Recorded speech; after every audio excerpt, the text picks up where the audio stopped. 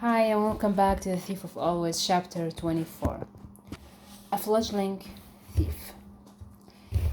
He was not alone for long. Mrs. Griffin and Stu Cat had no sooner vanished from sight than Harvey heard the voice calling his name. The air was still thick with dust, and he had to look hard for the speaker. But after a little time, he found her, stumbling toward him. "Lulu? Who else?" she said with a little laugh. The lake-dark water still soaked her from head to foot, but as it ran from her body and into the ground, the last traces of her silver scales went with it. When she opened her arms to him, they were human arms. "You are free," he said, running to her and hugging her hard. "I cannot believe you are free." "We are all free," she said, and glanced back toward the lake. An extraordinary sight met his eyes.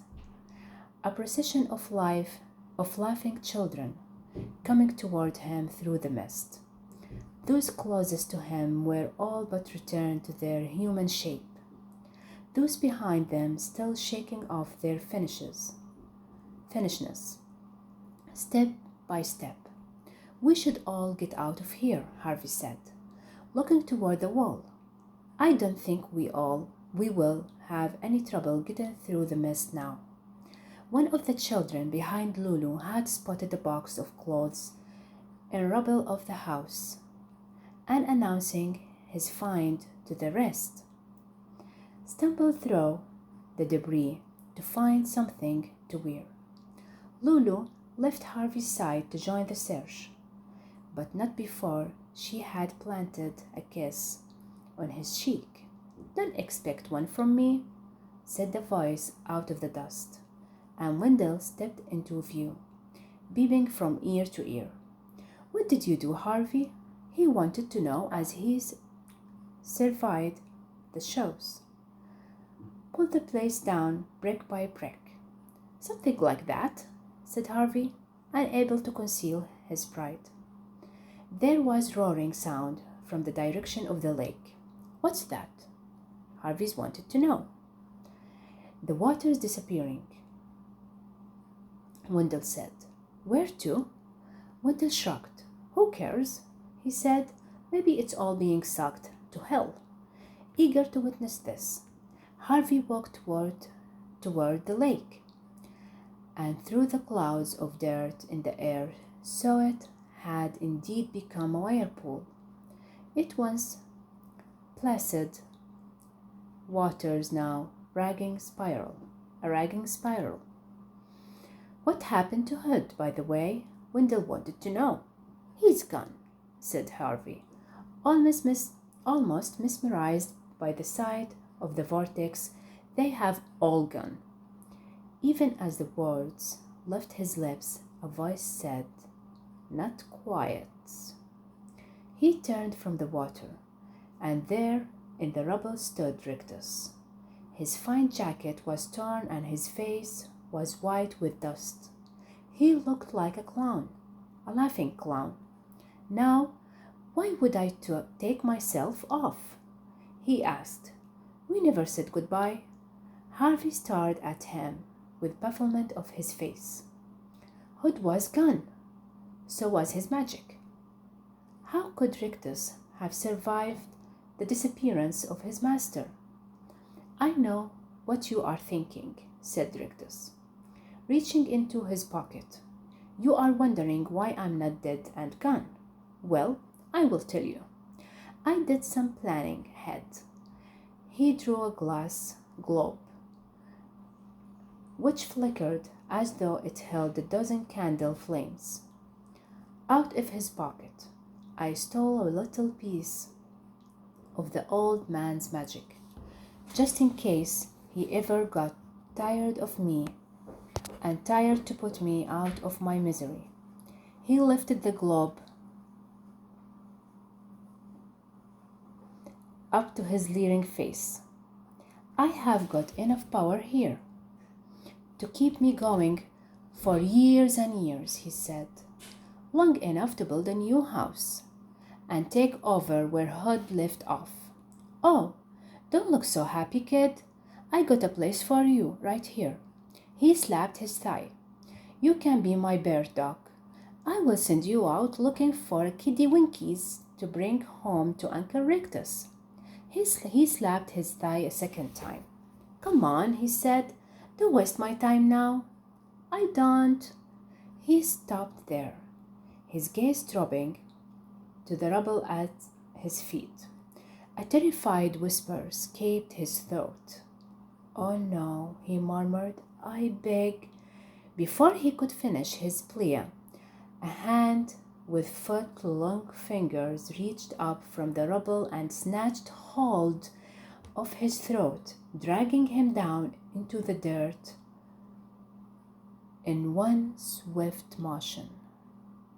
Mine, said a voice out of the ground. Mine? It was Hood. Harvey knew there was no other voice on earth that cut so deep.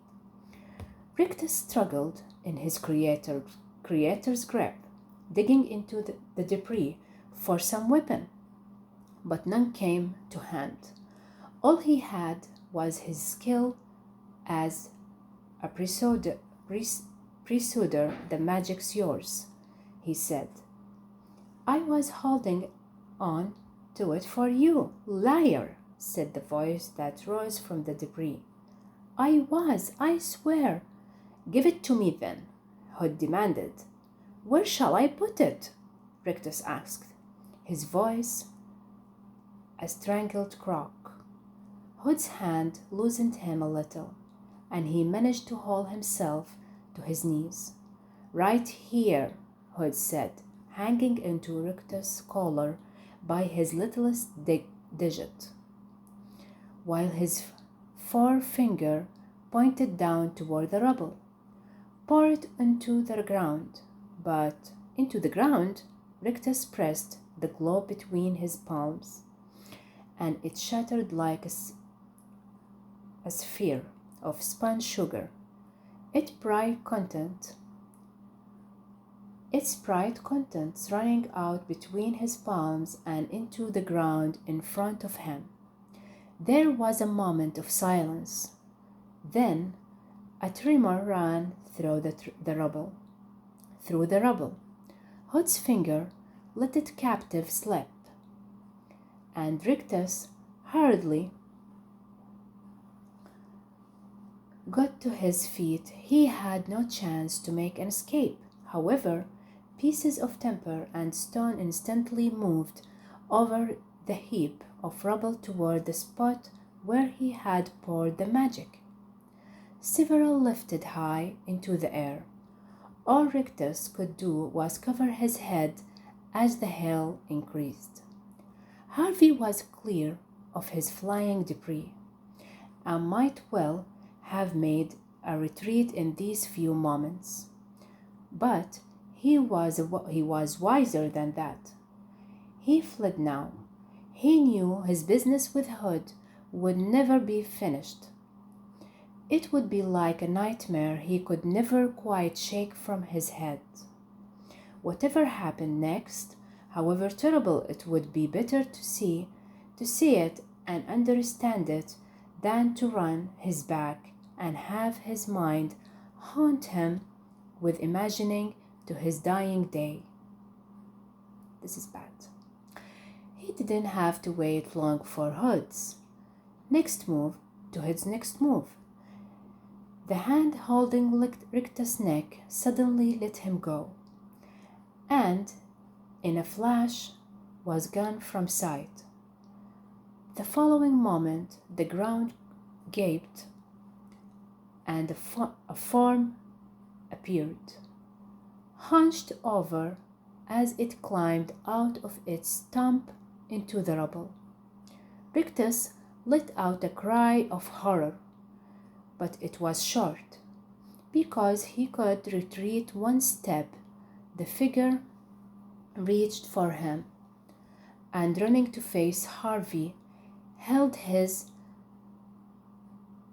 traitorous traitorous servant high. Here, at last, was the evil that had built the holiday house, shaped more or less as a man. He was not made of flesh, blood, and bone.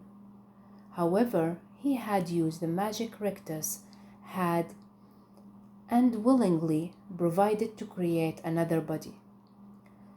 In the high times of his evil, Hood had been the house.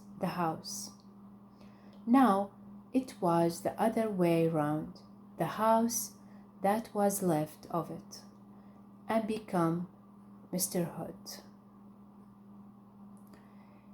Thank you, and looking forward to chapter 25th, The Vortex.